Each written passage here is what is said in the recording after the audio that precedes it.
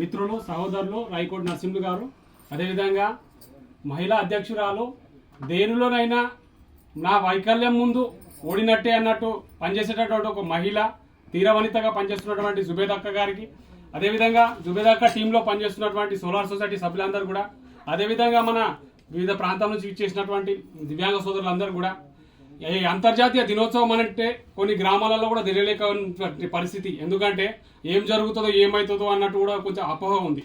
అంటే మన సమస్యల మీద కొట్లాడినా కూడా దివ్యాంగుల దినోత్సవం చేస్తారు అన్నట్టు కూడా తెలియని పరిస్థితి.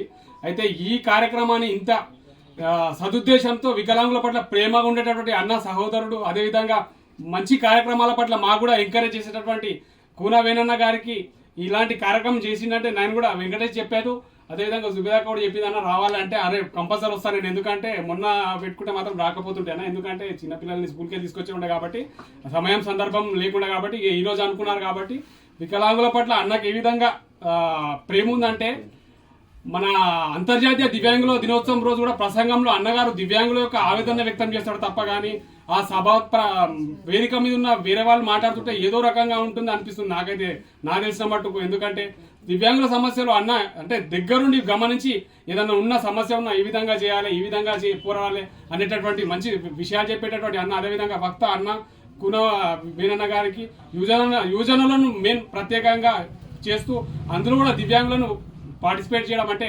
ముఖ్యంగా ప్రాముఖ్యతనివ్వడం అన్నగారికే చెందుతుంది. ఎందుకంటే మన సంగారెడ్డి పట్టణంలో ఎవరు ఇలాంటి కార్యక్రమాలు ఎవరు చేయాలి. ఎందుకంటే అన్నతో పాటు ఇదివరకు కూడా నేను ఒకసారి అవార్డు అందుకున్నాను, అంటే సన్మానం చేశారు అన్న మాకు ఇంత మంచి కార్యక్రమాలు చేస్తున్నారు మహేష్ గారు అని. అంటే అన్నకి ఏంటంటే తపన మన వాళ్ళని గుర్తించి మన వాళ్ళని ముందుకు తీసుకొచ్చే చైతన్యం చేయాలి, వాళ్ళ దాంట్లో మన విషయాలన్నీ కూడా తెలియపరిచే విధంగా అందరికి తెలవాలన్న ఒక కాన్సెప్ట్ తోటి అన్న పనిచేస్తాడు.